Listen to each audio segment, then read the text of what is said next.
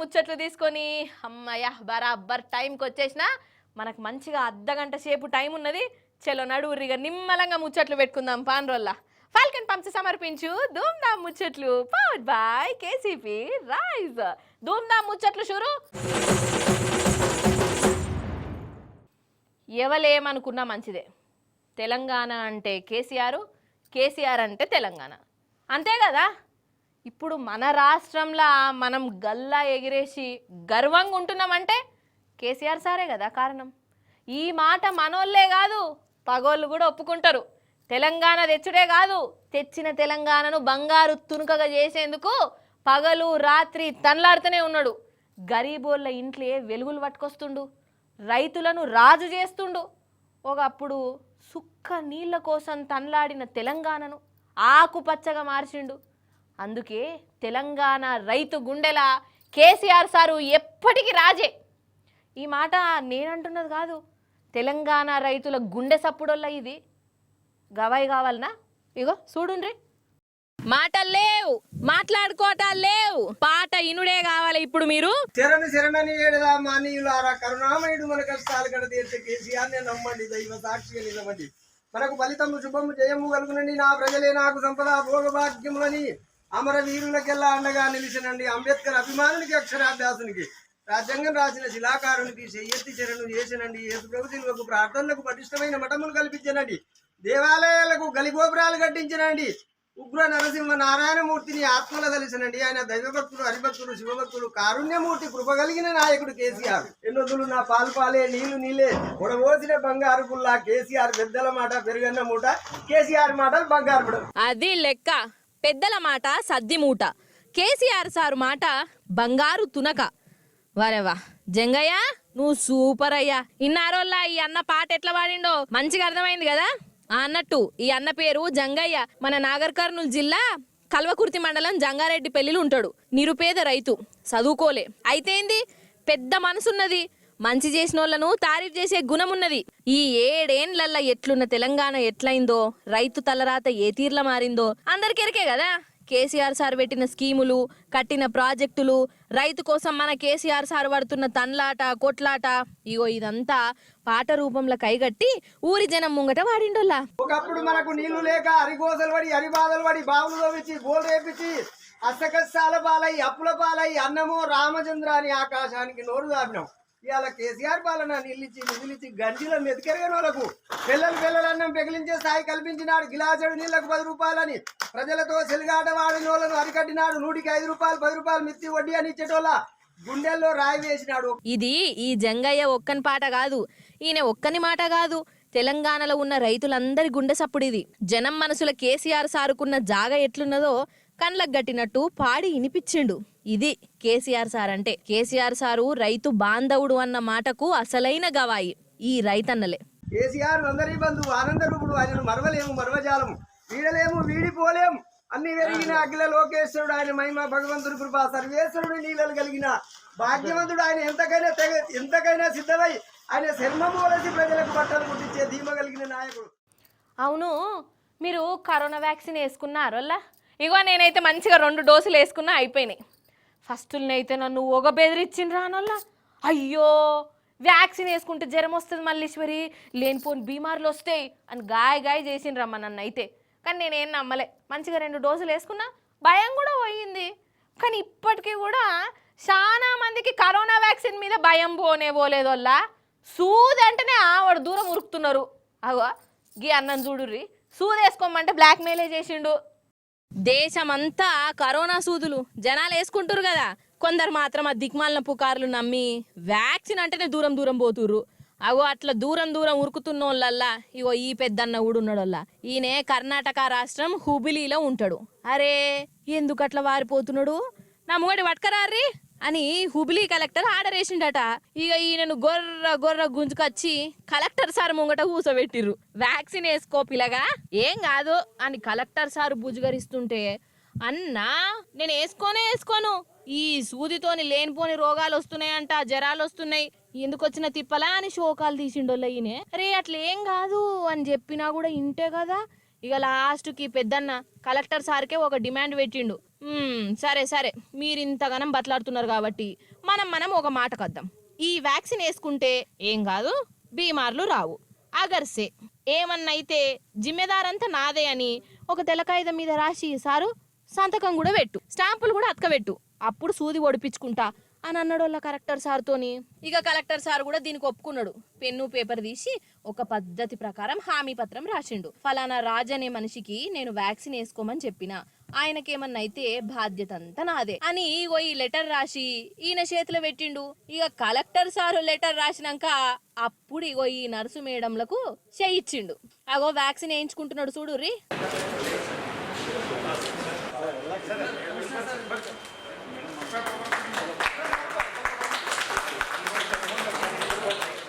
చూసిండ్రా కథ ఎట్లున్నదో. ఆయన 100 కోట్ల మంది మీదనే వ్యాక్సిన్ వేసుకున్నారు. ఎవరికి ఏం కాలే గాని ఈయనకే అవుతా అదల్లా. పుకార్లు నమ్మి లేనిపోని భయాలు పెట్టుకొని ఇట్లా అసలుకే ఎసరు తెచ్చుకుంటే ఎట్లా కథ గాని.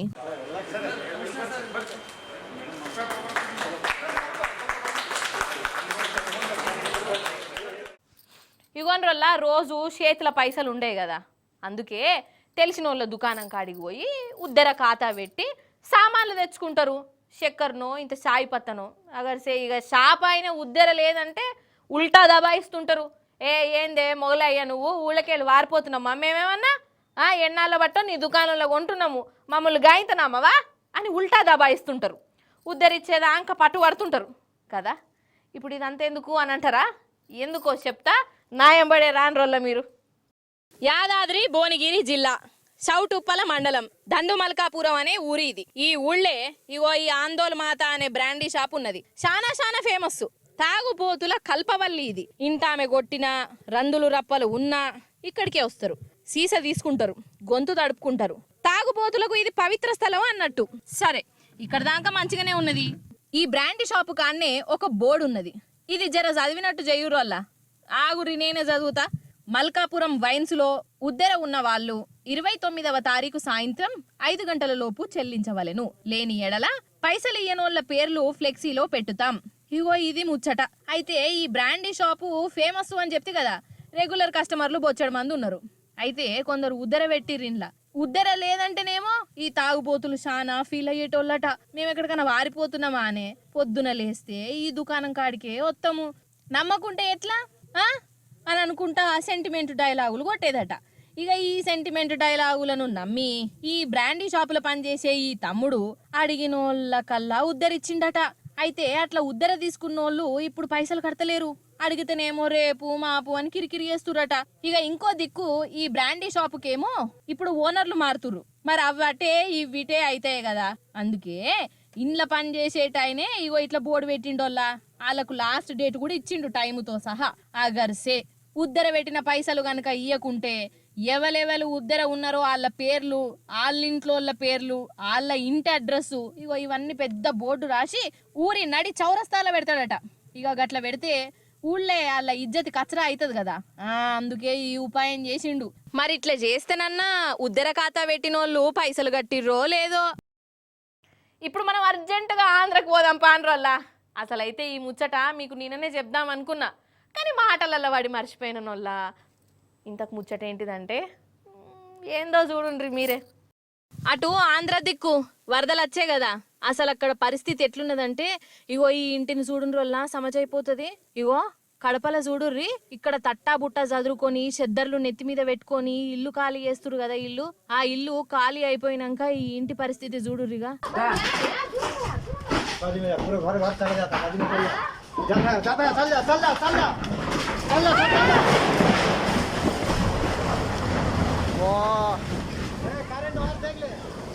అబ్బరే బిడ్డ, కండ్ల ముందే కూలిపోయింది కదా నోళ్ళ ఇల్లు. అగ చూడుర్రి, ఇప్పటిదాకా కనబడ్డ బంగ్లా చూస్తూనే గాయబైపోయింది, నీళ్ళల్లో మునిగిపోయింది. ఇంకా నయము ఇంట్లో మనుషులు ఎవ్వరు లేరు. వాళ్లకు ముందే ఎరకైనట్టున్నది ఇల్లేమో ఎటమటం చేస్తున్నదని. అందుకే ఖాళీ చేసిర్రు. ఇట్లా ఖాళీ చేసిర్రో లేదో అట్లా కూలిపోయి నీళ్ళల్లో మునిగే పోయింది. ఇక్కడనే కాదు, చాలా ఊర్లల్లా అక్కడి జనం పరిస్థితి గిట్లనే ఉన్నదోళ్ళ. ఇల్లు వాకిలి ఇడిచిపెట్టి కట్టుబట్టలతోని బయటపడుతుర్రు పాపం.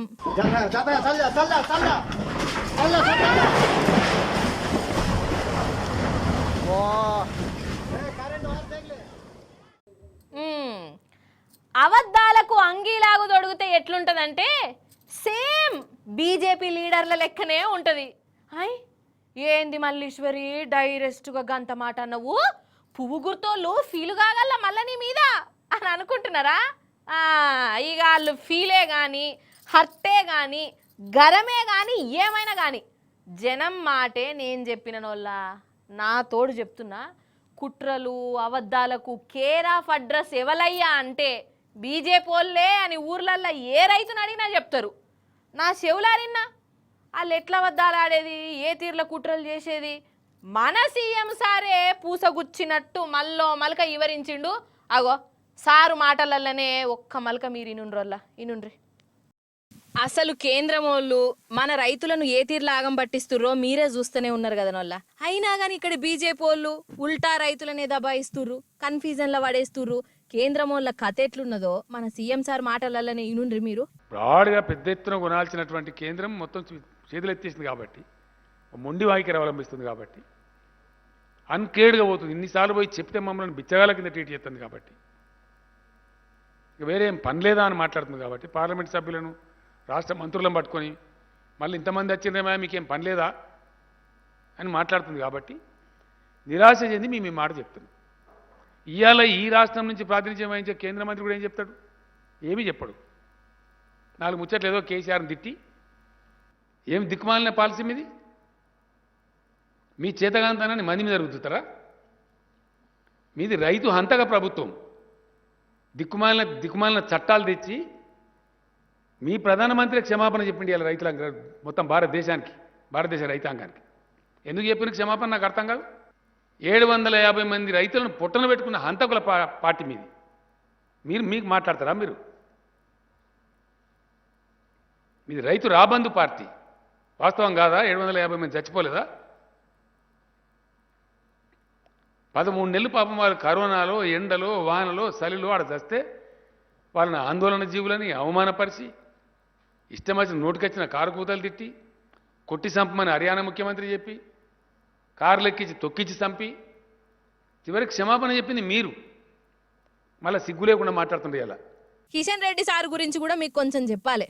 నేను కాదు కానీ కేసీఆర్ సార్ చెప్తాడు ఇనుర్రి. ఉల్టా పల్టా మాట్లాడి మేము బియ్యం కొనమన్నామా అని కేంద్ర మంత్రి కిషన్ రెడ్డి మాట్లాడతాడు. బ్యాడ్ లక్ ఏంటంటే, దురదృష్టం ఏంటంటే చాలా దుర్మార్గమైనటువంటి పద్ధతి. చాలా అంటే చాలా దుర్మార్గమైన పద్ధతి. ఒక రాష్ట్రానికి కేంద్రంలో ఒక మంత్రి ఉన్నాడంటే రాష్ట్ర ప్రజలు సంతోషపడతారు. అరే అట్లా కొనారు బై, కొనాలి, మా రాష్ట్రంలో గట్లే పండుతుందా, మా యాసంగిలు ఇప్పుడు మాకు బాయిల్ రైస్ అవుతుంది, తీసుకోవాలి అని చెప్తే సిపాయి కిషన్ రెడ్డి. ఎట్లన్నా చేసి నేను కొనిపిస్తా అని చెప్తే సిపాయి కిషన్ రెడ్డి. అంతే కదా. కొనము అని చెప్పి రెండా కేంద్ర మంత్రి కావన్నా తెలంగాణకు? నాకు అర్థం కాదు. శాతగాని దద్దమ్మ. I'm very sorry. ఏం మాట్లాడుతారు అతను? ఒక ఉన్మాదిలాగా మాట్లాడుతున్నాడు. I blame definitely. నీకు దమ్ముంటే నువ్వు ఏ ప్రభుత్వంలో మంత్రి ఉన్నావో కొనిపి బాయిల్ రైస్ తెలంగాణ నుంచి వస్తుంది. బాయిల్ రైసే వస్తుందండి, 35 degrees టెంపరేచర్లో పడుతుంది మా పంట, కొనండి అని చెప్పు. అది శాత కాదు నీకు. మరి కిషన్ రెడ్డి సారు గా పని చేస్తాడా చెయ్యడా? అసలు ఒడ్లు కొంటరా కొనరా అని కేసీఆర్ సారు సీదా సాదా ఒకటే మాట అడిగితే ఇంతవరకు దానికి జవాబే లేదు. ముక్కెక్కడున్నదని అడిగితే ముఖమంతా తిప్పి చూయించినట్టు చేస్తున్నారు. అంటే ఈ కేంద్రము చేతులు ఎత్తేసినట్టే కదా. మరి మన రైతులు చేయాల్సిన పని ఏంది? మనం ఎట్లా ముంగిటికి పోవాలి? గా ఉపాయం కేసీఆర్ సార్ చెప్తున్నాడు. అందరు వినాలే, పాటించాలి కూడా. రాష్ట్రం ఏం చేస్తుంది? కేంద్ర ప్రభుత్వం ప్రొక్యూర్ చేసేదైతేనే కొనుగోలు కేంద్రాలు పెట్టి తీసుకుంటుంది. కాబట్టి యాసంగిలో కొనుగోలు కేంద్రాలు ఉండవు. నేను రైతు సోదరులకు క్లియర్గా చెప్తా ఉన్నా. వరి ధాన్యం కొనుగోలు కేంద్రాలు ఉండవు. కేంద్రం చేతులు ఎత్తేసింది కాబట్టి కేంద్రం తీసుకుంటేనే మనం ప్రొక్యూర్మెంట్ సెంటర్ పెడతాం. ఫాల్కన్ పంప్స్ సమర్పించు Dhoom Dham Muchatlu powered by KCP rice. ఇవన్నట్టోళ్ళ ఇయాలటి ధూమ్ధామ్ ముచ్చట్లు మళ్ళీ రేపు వస్తుంది కదా నొల్ల మీ మల్లీశ్వరి. అప్పుడు ఇంకెన్ని ధూమ్ధామ్ ముచ్చట్లు తీసుకొని కలుస్తుంది. అప్పటిదాకా మీ అందరికి ఎరుకున్నదే కదా నొల్ల. అది చూస్తూనే ఉండుండ్రి టీ న్యూస్. నమస్తే, టాటా.